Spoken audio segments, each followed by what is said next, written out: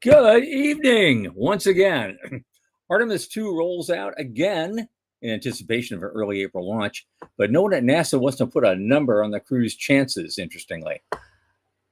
Here's some good news. 100 years ago today, from a cabbage patch in Massachusetts, Robert Goddard flew the first liquid fuel rocket, and we're going to celebrate that.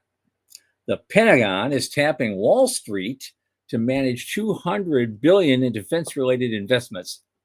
What could go wrong? The race to mine space is on, but who sets the rules? Government space spending globally hit $137 billion last year, and for the first time, defense sectors accounted for over 50% of that, over civil. Jared Isaacman wants to make Pluto great again. Plus, we take a big picture look at space and humanity's future. From the news desk at the Center for Space Commerce and Finance, my name is Thomas Andrew Olson, and this is The Unknown Quantity.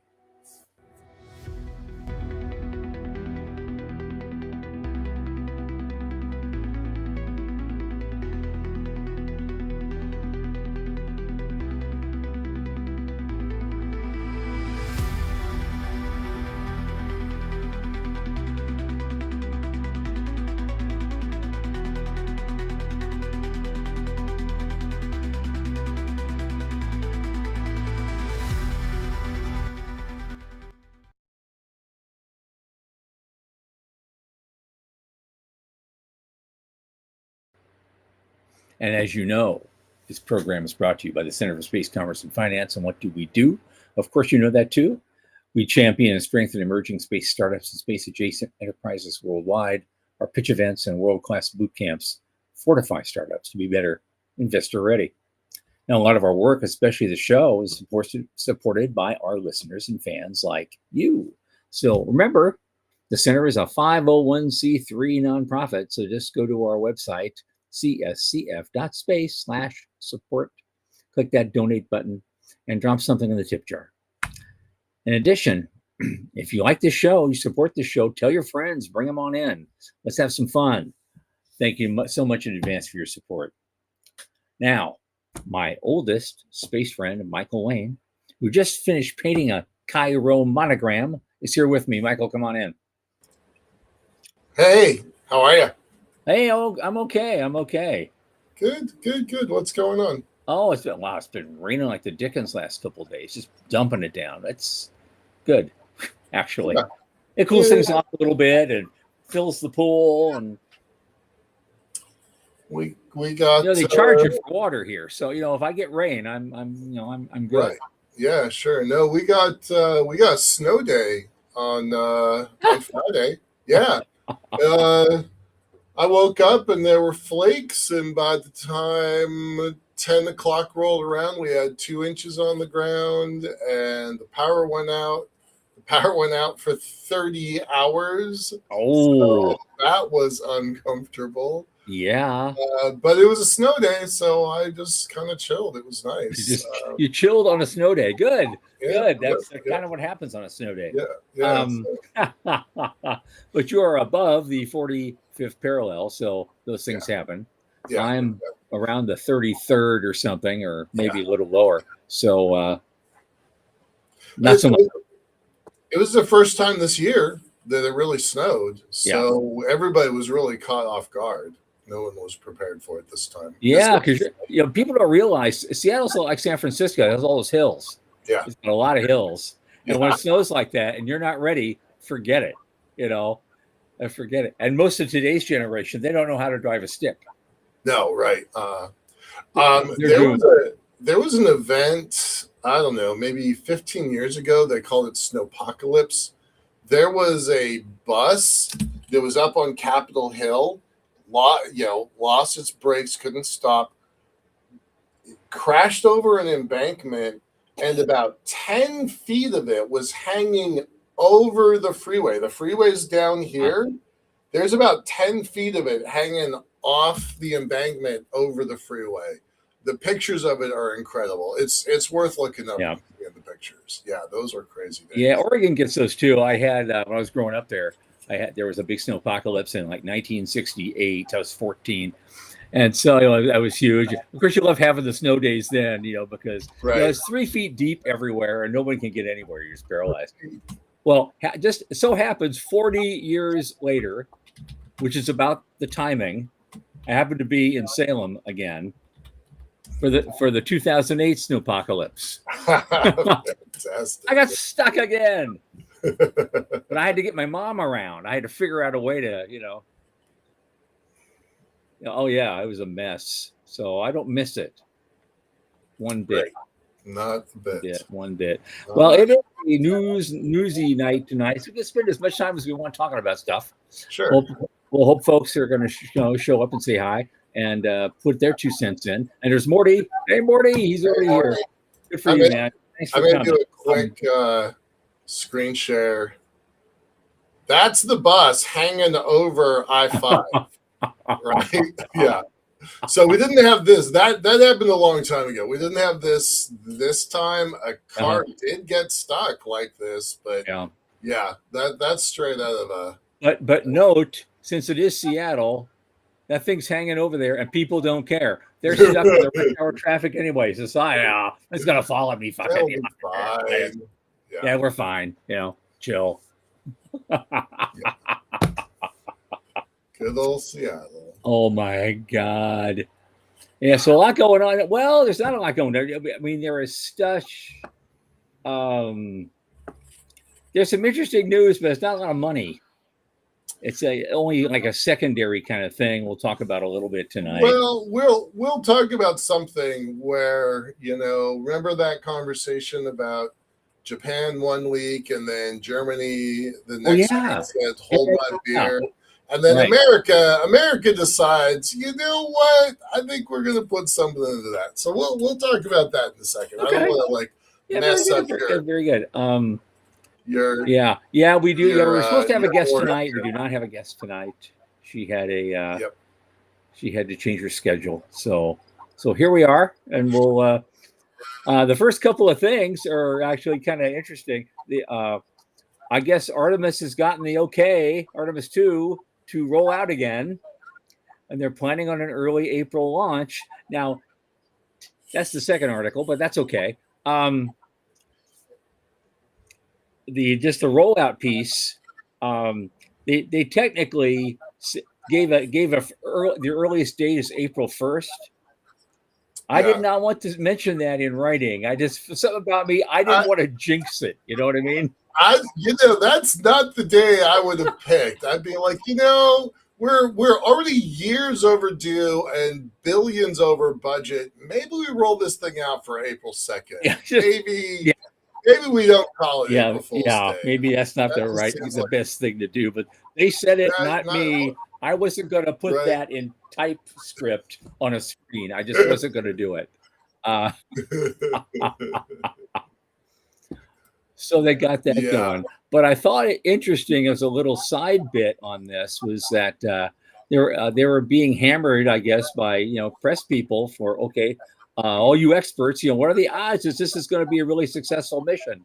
And they refused to put a number on it. They just talked around it and went around and little windy things like the infinite loop symbol, around the whole thing. So it doesn't give you a whole lot of confidence.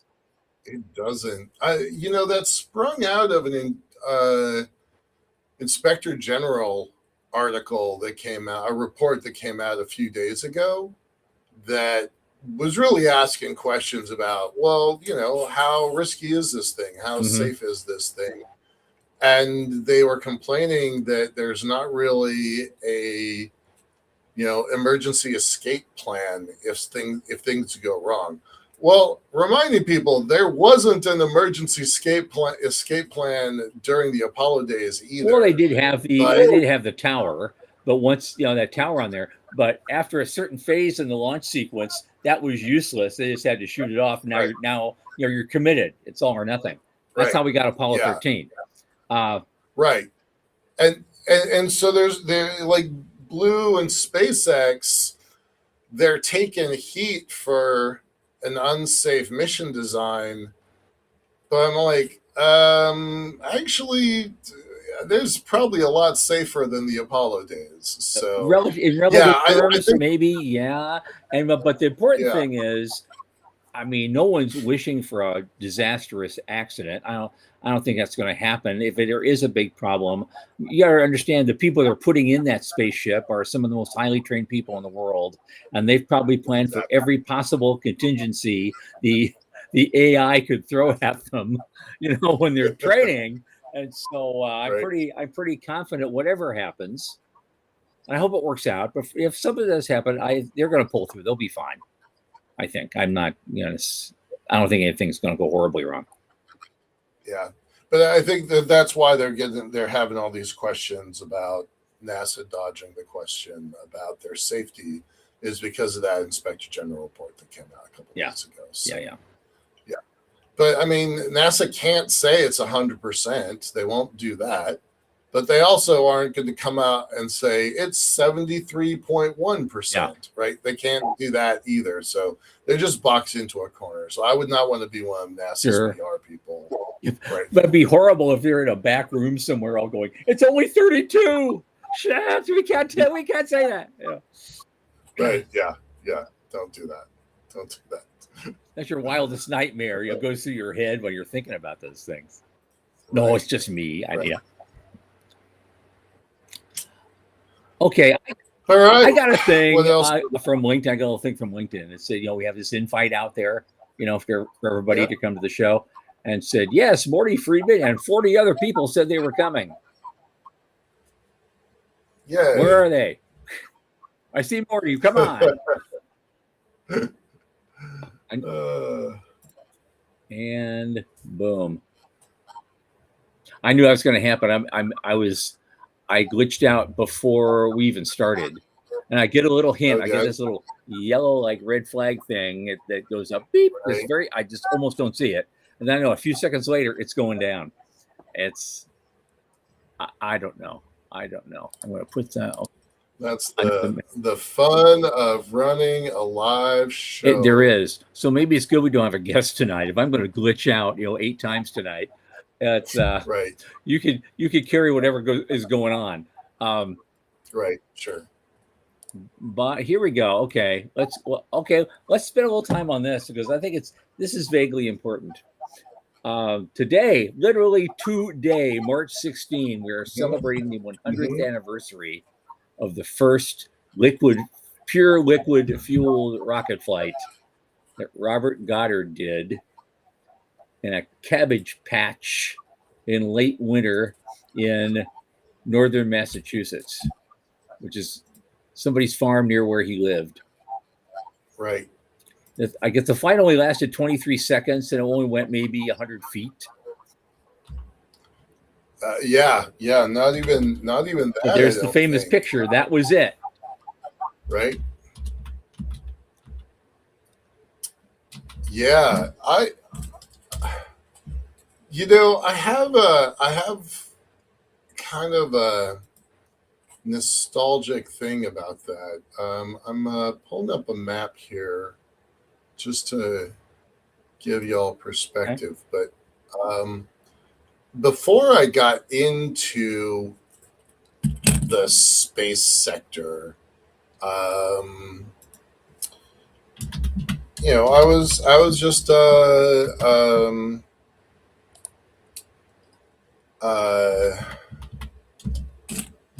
was a student out at Boston University, and just kind of doing my thing, and I wound up out in the Worcester area, which is pretty far drive from Boston, and I'd actually been near the farm where he did this, and it's not a farm anymore. It hasn't been a farm for a long time, and a bunch of the guys on the crew team were. There are a lot of folks on the crew team are engineers. There's a natural kind of connection there, and they all wanted to kind of swing past and go kind of, pay homage. And I was bored. I was like, whatever. And so ultimately we didn't wind up going.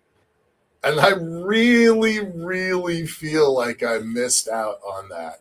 I wasn't into the space stuff the way I am now. It didn't mean anything to Well, me. now you're paying for your sins. I am. Doing the show with me. I'm Agreeing with you. I'm like, dang it! What a dumb decision that was. Well, now you can repent. Yeah. But So the next article's talking about Nell. Nell is what Goddard named his equipment. The gangly apparatus climbed 41 feet high and landed in a cabbage patch 60 yards away. The entire journey took less than 3 seconds, but March 16th, 2026 had just become the date of the world's first liquid-fueled rocket flight, and Dr. Robert Goddard had just become the father of modern rocketry. This is what he wrote in his journal. It looked almost magical as it rose, without any appreciably greater noise or flame, as if it said, "I've been here long enough. I think I'll be going somewhere else if you don't mind." I think that's don't feel bad about missing all this, because the people who really missed out were the people writing op-eds for the New York Times. Right. Now, even before he flew, they were saying they opined that Goddard's work in rocketry and his suggestion that such a device could reach the moon was, quote, a severe strain on credulity. Of course, Goddard only seems to lack the knowledge laid out daily in high schools. How could he know anything? Right. Rocket can't push against a vacuum, has to push against something. Today we laugh, of course, howling derisively, but that was the newspaper of record at that period in history and for a long time afterwards. So for them to say stuff like that, it's like, it's nuts. It's just absolutely nuts. But a lot of people were inspired by his work, not the least of which were guys like Hermann Oberth and Werner von Braun and people like that who took that principle and did some very bad things with it before they did some very good things with it.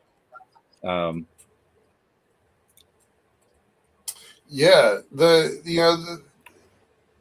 rockets have been around for hundreds, right? But they were all solid rockets, right? And mostly they were party favors and limited. Right, they used them to shoot shiny things into the air, and wow people on holidays. But then Western civilization got a hold of that and it says, I have an idea. We could blow a hole in the castle over there. Let's try that. Right. Oh, Morty's asking, how did they think rockets would work in vacuum? My question is, how did they think they wouldn't? Because the pressure is mass pressure, literally, of the energy expansion coming out of the combustion chamber. And so that force, that action, has an equal and opposite reaction going the other way. Right. It doesn't matter what medium you're in when you're doing it. But they thought that you had to push against. They thought that you had to push against the air. Yeah. Right. That's what that high school physics that the New York Times was talking about. Right. It was completely wrong if they were learning that stuff. It was something was being ladled out. All right. Let's put it that way. How's that? Yeah. So good job, Goddard. Thanks, buddy. We owe you. The world owes you. Well, that was the thing. There's some silly thing you find on social media. It says, well, if we build a city on Mars, what should we call it? And my choice is always Goddard for the first city on Mars. When we were building the Earth elevator, we always put a little Lego guy on all of our robots climbing up and down strings. And his name was always A.C. Clarke. Yeah. Yeah, Arthur Clarke. Yeah. Arthur. Yeah. And our staff artist did a picture of, a rendering of the first city in space, and we called it Clarke. Okay. Yeah. Okay. Cool. Cool. Yeah. There really isn't the same kind of romantic science fiction focused on the moon. Homer Hickam, speaking of early rocket boys. Oh, yeah. Homer Hickam wrote a story called Crater. One of his fictional stories is called Crater, and it's about a kid working on the lunar elevator. So that's pretty interesting. Yeah. But there isn't the same namesake. Like Clarke really pushed the Earth elevator. Like it was pretty obvious that you had to do something in homage to him. But I mean, all of Heinlein's moon stuff is pretty negative, I won't say it's dystopian, but it's also a product of the Cold War. Right. Yeah. So it's just post World War II he started coming into his own. Yeah. Although I think he was right in a certain way. He was the one that did Destination Moon, and that premise was like, well, the government isn't going to get this done right, so we, the industrialists, the wealthy industrialists in the private sector, have to take this on. Yeah. And that's becoming now almost predictive, of what's happening now. So 80 years later, by 2030, that's exactly what's happening. Yep. So you got that one right. Well, let's move on with the news a little bit. We got time. What's Morty saying here? Well, he's asking why it took so long to figure you control a rocket to orbit. Well, Western civilization, you have to do that in general. It's what Western civilization does with stuff, especially after the year 1500 or so. So you go from Da Vinci to Isaac Newton and to people like that. First came the physics, and then right after that came the engineering. Yep. And and what is all that? Engineering or physics in that regard? Something my high school physics teacher taught me. It's very simple. You play with this, you get that. Right. And you do it multiple times, you're getting the same thing. Okay, let's alter it. Let's play with this in a different way and see what we get. If you get the same thing, you're making a new theory out of it. You get a different thing. Okay, what made it change? And that's basically all it is. That's what science is. That's what experimentation is. That's how you learn how the universe works. Neil deGrasse Tyson has a really interesting book that it really ties together how the physicists and the chemists have always worked lockstep in the Western war machine. Yeah. That and so it wasn't until we figured out that we kind of need to be able to send nukes to Russia that we started really thinking about what does it take to go to space. In fact, you could argue the whole Apollo project was about that. It was about showing the Russians we can put as much as we want, anywhere we want, anytime we want, any place we want. Yep. And that's why the first lunar landing was just showing the world we could get there. But the second lunar landing had to be precise. And it was one of the more precise ones, even though we didn't get a lot of video footage, because they aimed the camera at the sun, but they picked a spot where a surveyor probe had landed years before and landed within a few hundred yards of it and literally just walked over there and patted it on the head and took pictures and brought a little piece of it back, to show they'd done it. And so that's when the experiment was technically, demonstrated.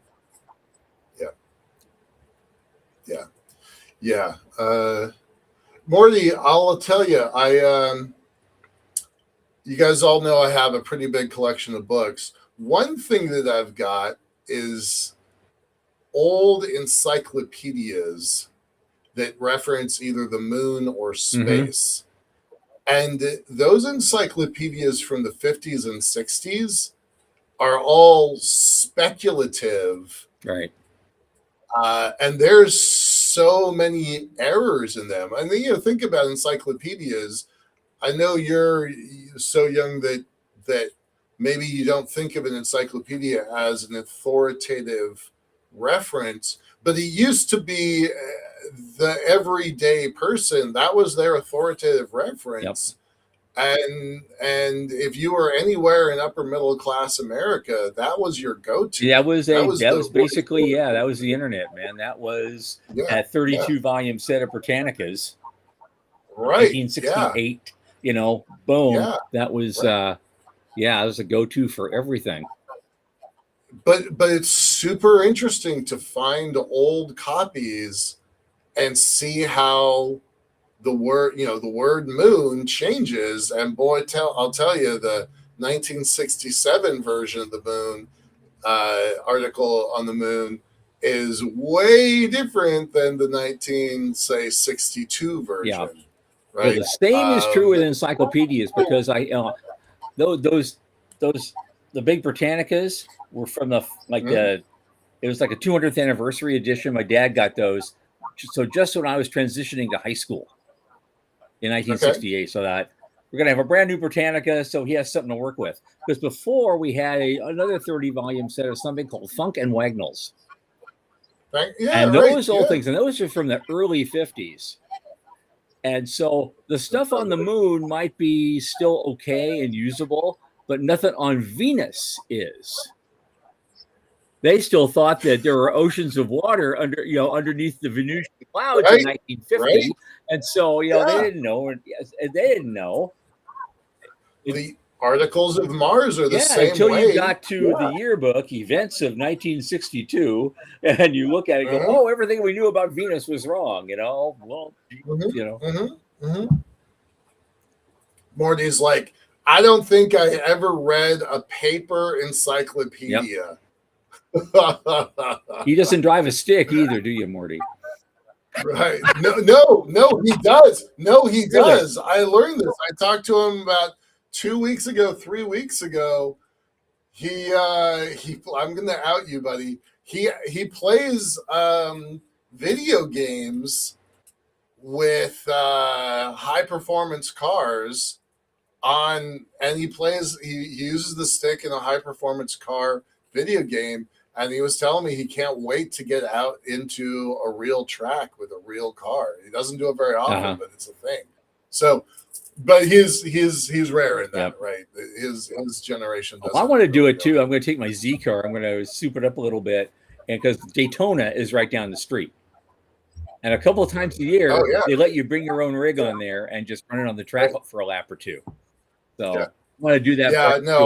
It's a bucket list thing. We had a kind of a cool bonding moment because I've got this old, now retired Porsche 914, and we are comparing, his version of modern racing versus my antique version of racing. It was fun. Well, probably his version of modern racing is not affordable for the average person. I don't know if he's talking Ferrari or Maserati or something, as opposed to say a Porsche Carrera, like, or a 928, like we might do. Yeah. Okay. All right, let us talk about the Pentagon. Let's talk about something really scary. Forget Artemis 2. This is really scary. The Pentagon wants to trust $200 billion to Wall Street to run a economic defense unit. And they're hiring a consortium of Goldman Sachs, Morgan Stanley, JP Morgan, and Bank of America to manage $200 billion in defense-related investments over 3 years. And so, and the recruitment pitch was prepared by a guy named Struggles, which I think is interesting. And they're deploying unprecedented capital volumes. It's not really clear. They're saying why it matters. Well, Well, like it matters because there is a proposed 1.01 trillion U.S. defense budget for this year, Right. with billions earmarked for advanced weapons. So I guess if they can, so isn't this insider trading? Then what this fund to invest in the companies that they're buying from? So there is so much in this thing. There's a lot to unpack. There really, really, really is. All right. So first of all, the beginning of this year and the end of last year, remember that forced, we're trading $10 billion worth of, Intel stock that the government forced itself to buy Intel stock. It forced that transaction. And we started talking, you and I started talking about, the United States building a sovereign wealth fund and what would that look like? And is this a transaction that fits that? Because we've known that that's been kind of a Trump checklist item, is he's wanted to build and then just a few weeks later, suddenly there's another multi-billion-dollar investment into a rare earth elements, earth minerals company. And we had the same conversation. Like, dude, I'm telling you, this is a signal. Like, once is an anomaly, twice is a signal. This is a pattern. And we're aiming, and I'm like, I guarantee you we're going to have a sovereign wealth fund, and we're going to have a sovereign wealth fund that uses the defense sector as its catalyst.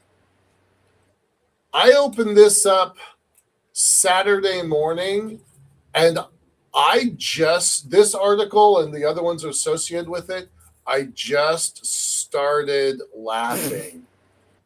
and my first thought was, oh, it's Christmas time. It's Christmas. This is the biggest present. This is the biggest present our industry is going to get this year. That they are in fact building a sovereign wealth fund. We don't know any details. We don't know any information. Y'all can get the AIs to tell you as much as they've told us, but we don't know anything yet.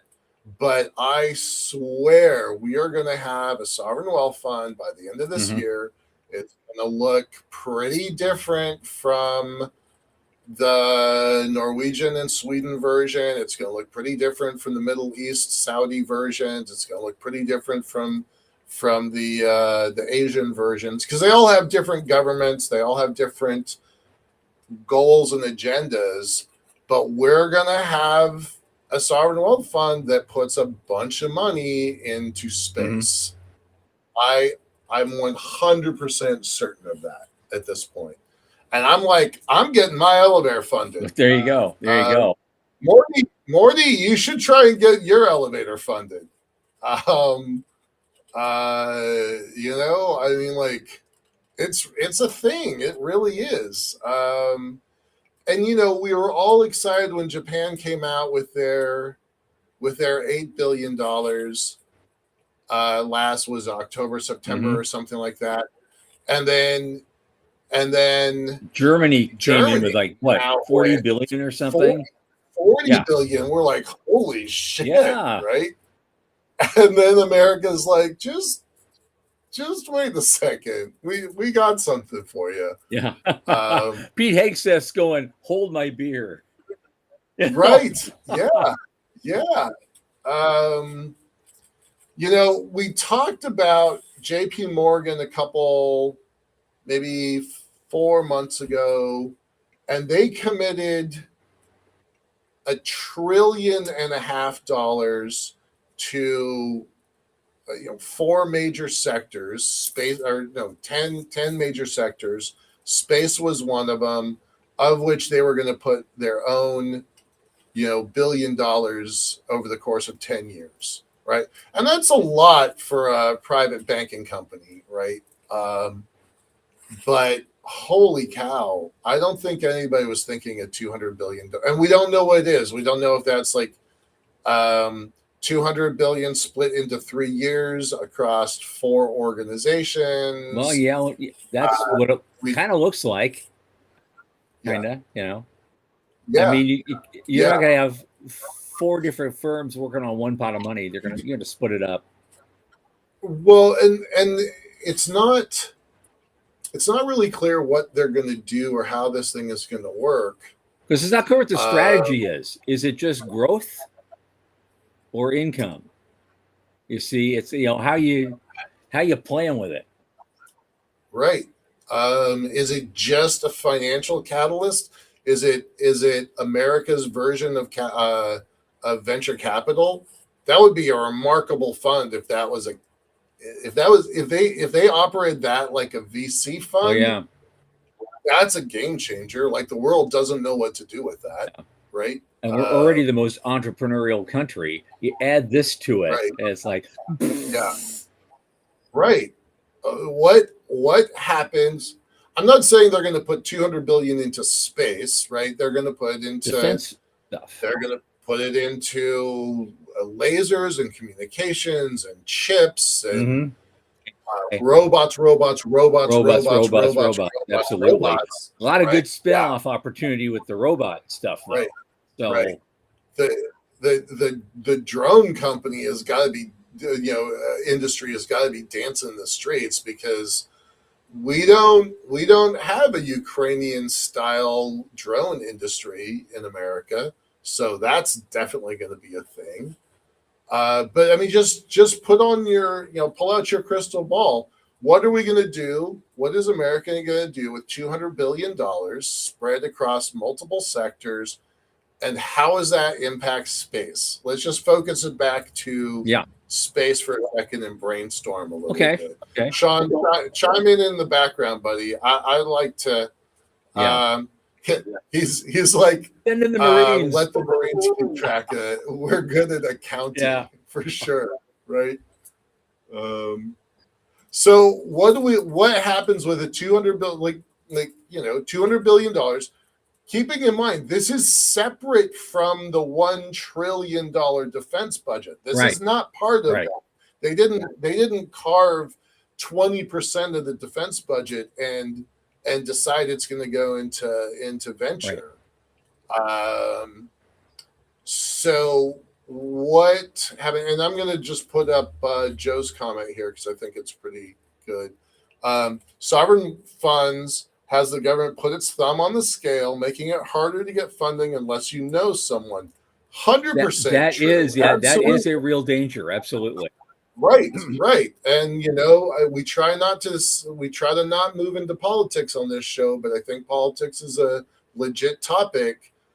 This is a government that has been known to, line its own pockets by the decisions that it makes, right? So we know that's going to be a thing. I mean, so you do need to know somebody. You do need to play the political game here if you're going to get access to this money. But what does $200 billion? Let's call it simplify it and just say 65 billion a year for 3 years. What does that get us? How much of that? I mean, of course, the industry wants all of it to come to space. That's not very realistic. But if we got 20% of it to go to space, that was the number was kicking around in my head. It's 20%. And also depends on how you define space. As you know, here at the center, we have there's space and there's kind of space related, and then there's space scalable. And stuff are going to build on the ground that could be used in space when you're ready.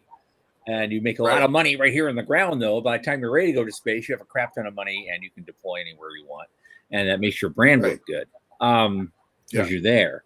And so there's a lot of different opportunity there. And of course, Shubber talked about his atoms versus electrons kind of thing. An electron and in a direct head-to-head, electrons are going to have the advantage because You don't have to roll out huge financially. sheets of steel like Elon Musk is doing right Right. now, and Yeah. make big things with it. So AI is going to be a flavor of the month, continuous. It is, and AI could eat that entire $65 billion per year. Yep. Right? Absolutely, they could just gobble it up, and not a nickel of it comes to space.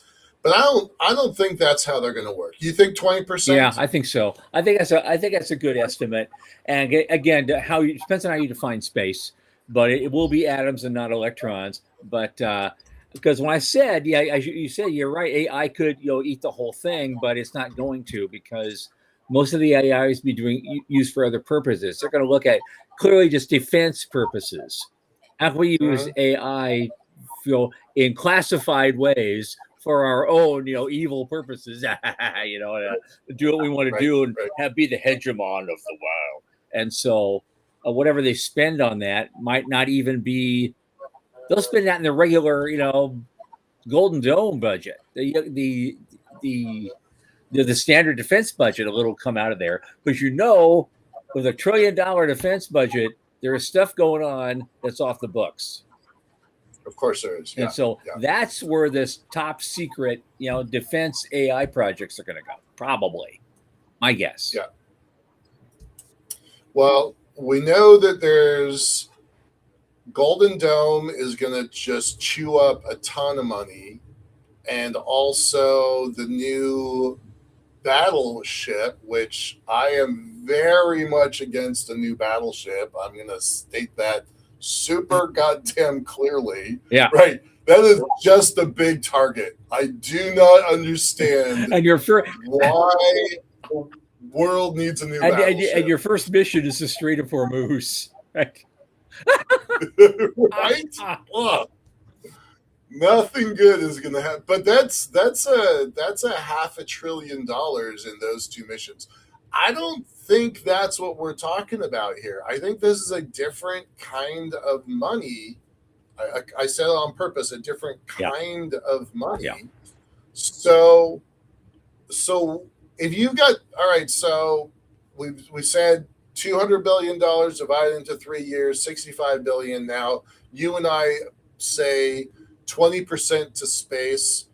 I think there's going to be 20% for space, and there's probably some other like 20% that's going to be supporting space. Yep. So comms, laser comms definitely is going to get a giant chunk of money, right? Lasers have got a lot of applications in a technical warfare environment. Yep. So they're going to do a lot with lasers. They're going to do a lot with communications. They're going to do a lot with robotics and computing. Well, here...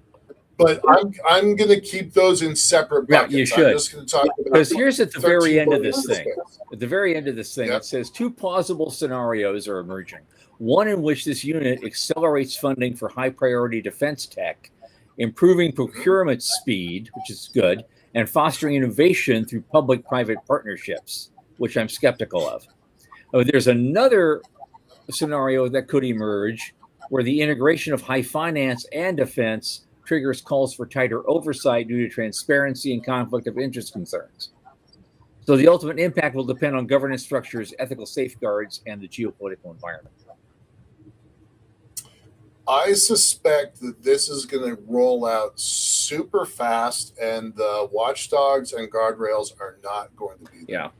And for a lot of the space stuff, I mean, I'm saying 20% because they're going to want a capacity to do certain things in the space environment that they're not able to do right now.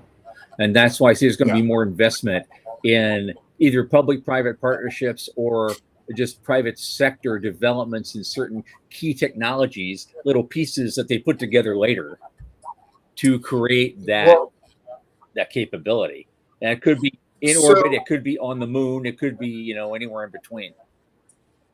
I bet you this gets nuclear engines on the moon faster, right? I think that's going to speed up. Or anywhere else, so imagine for that matter. So it's going to, or everywhere else, right? Yeah. Right? Power in orbit means power in orbit, right? So if you got $13 billion is going into space, but it's public-private partnership, how much of that, like in the old defense, I know the Defense Innovation Unit currently exists, but the model is different than it was 5 years ago. 5 years ago, DIU would put in 1 million or 2 million, and then private industry would come in with 5 or 10 million. So it was a 10-to-1 or a 5-to-1 leverage because it was considered a lighthouse investment. That's what they called it, a lighthouse investment, where the government shines a light and says, this is safe passage. Over here, that's where we want to put our capital, our resources. So this $13 billion, right, annually that's going to space might get a 5-to-1 lever that the private sector would come in and lever that. Now we're talking $65 billion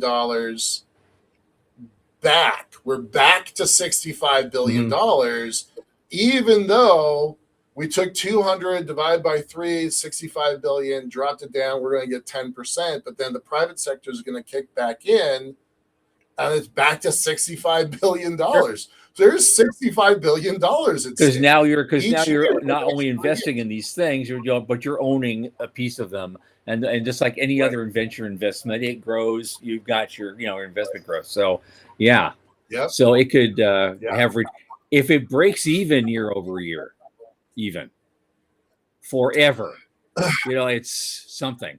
It'll grow.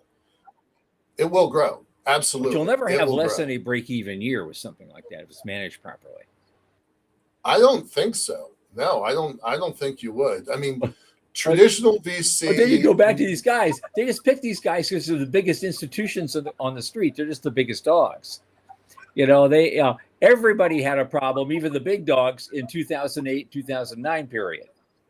And so we're basically trusting the same people.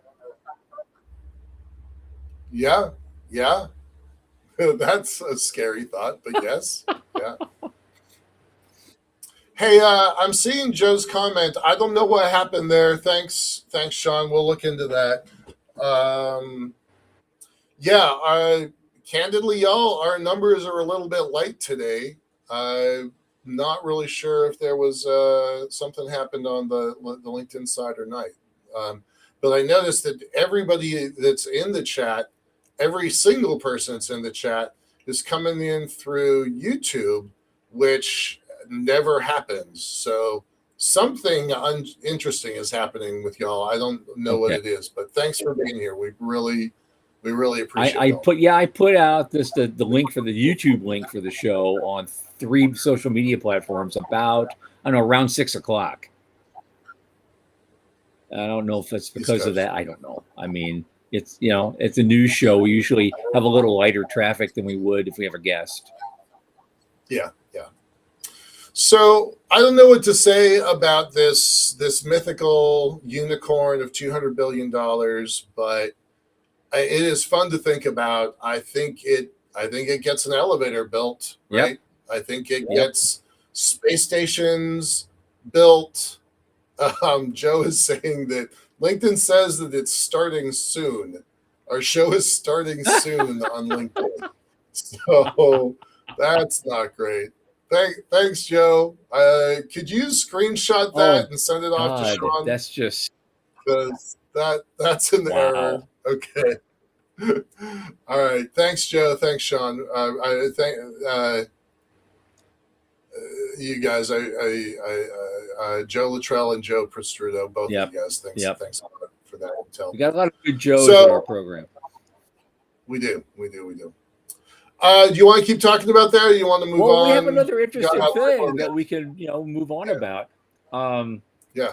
Okay, Dallas Beanhoff just messaged Sean. He said there's some system issue on LinkedIn. Yeah. I guess I don't know how to do this. There should be, because I've got 3 basic links. or at least two. There's Tom, two. you had a problem getting to the show tonight yourself. Yeah, but that was the link I get from Sean. That's the restream link. It has nothing to do with the public. Okay. And so we fixed that, or it fixed itself.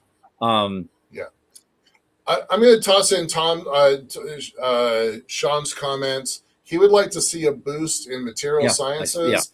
Y'all know me. I think material sciences are really good. That's a really good thing to do. Yeah. Yeah, right. And then he's also pushing the exoskeletons. I definitely think exoskeletons are near term, and honestly, more likely than robots in the near term. So yeah, exoskeletons. Yeah, exoskeletons. And when I'm 95, I'll need one of those. So that's good. I like that idea. Well, the one thing I did, if we get to the end of it here, because the next thing that pops up is about asteroid mining. Dr. Anna Marie Brennan says private companies are turning asteroid mining into a commercial reality, and we got this. So they've got this article actually came out a few days ago. It's called "The Race to Mine Space is On, but Who Sets the Rules?" Now we've been talking about that a lot on this show. We've had at least 5 different shows surrounding space law and space property rights. Yeah. And she just kind of covers some of that a little bit. But she wrote a paper about regulating the environmental impact of asteroid mining. Okay, well, what environment are we talking about? Because if you're mining an asteroid, you're halfway between Mars and Jupiter at this point. And so whose environment are you impacting? Yeah, her quote here, mining missions could create space debris that disrupts satellites and GPS, interferes with astronomy, or damages sites of scientific and cultural value. Clear regulation is crucial for safety and fairness. You're a long ways from home. This is, I didn't know if this was real or not, but I wanted to put it here. Now we have a reason to laugh. This is like the New York Times articles about Robert Goddard. How do you, it doesn't have anything to push against. How is it going to fly in space? It's the same thing. Right. If there are mining missions close to Earth that could create space debris, that will be on the moon. And that space debris is going to magically fly back to Earth and just and isn't going to come back to Leo or Geo, right? Eddie, when you're literally taking apart an asteroid to get useful stuff out of it, any debris left over, it's either going to stay in the asteroid belt, or it's going to kind of fly outward somewhere. It's either going to go somewhere in the path of Jupiter or one of its moons, or it might drift over to Mars sometime. The odds of any of these pieces getting to Earth in any reasonable time frame is insanely unlikely. I mean, I kind of wonder about, we know space lawyers. We like space lawyers. We've had a lot of space lawyers on our show, and we respect them. But they are space knowledgeable lawyers. Yeah. Right. I really can't figure out how this person spent so much time writing a paper about policy and not understand the basic physics involved with her argument. Yeah. I was pretty shocked by this. Yeah. Not shocked in a good way, but just wait, you had one job. You had one job. Could you have gotten it right, please? Wait a second. Yeah, I didn't have a sense of humor about this. That's what I refer to as agenda science. Yeah. Exactly. And we know them, right? Tom and I don't really have the same understanding of things like climate change, and we don't get into it very much, but we don't agree on that. But we both know, even me, that there are folks out there pushing an agenda, and those folks need to get shut down, right? It makes And the It makes best the way to shut whole them down, industry work I better. find, is through ridicule. Most of the I time. like facts better than ridicule, Yeah. but yeah. I I don't was believe in just censorship, really but ridicule, surprised. I am all in favor of. Right. Large, Yeah. snarky, sarcastic Yep. commentary. Yep. Yep. So yeah, I was really surprised by this article. Jeez. Uh, I couldn't help yeah. myself. I had to put, oh God, we got to talk about this. Yeah. Yeah. No, I mean, I sent it to you. I'm like, are you kidding me? Yeah. Yeah. Yeah. We don't have a Yeah, lot of time just left. try to- I'm going to skip the next Yeah. one because it's okay. It's just, okay. $137 billion was spent by governments in space last year, and 54% of it was done for defense purposes, for military defense purposes. And that's the first time it's been higher than the civil sector Yeah. in history. So I don't know if that's a trend or just a blip, during these uncertain times. But I wanted to get to this because it's kind of funny to go out on. Jared Isaacman decided he wants to make Pluto great again. We have to start calling it a planet again. It's poor Pluto. Here it is. Of course, it's Daily Mail. So okay. Right. Yeah. We endorse the idea of Trump making Pluto a planet again. At the Kennedy Space Center interview with Daily Mail, because that's been a hotly debated definition. And so Pluto was stripped of his status planet and defined as a dwarf planet in 2006. And he wants to bring Pluto back. I don't have a dog in this fight. I do not care. But it does. There are people that like base their whole reputation on this stuff, and they are going to care. And it's kind of not up to Jared Isaacman, and it's definitely not up to Trump. So that is not a hill I would have. Of all the things Isaacman could be doing, that's not one of them. I think he should be working. Well, interestingly, another guy who wants to reclassify Pluto as a planet again was endorsed by Shatner. Yeah, I saw that. He said the IAU were a bunch of corrupt nerds on a power trip.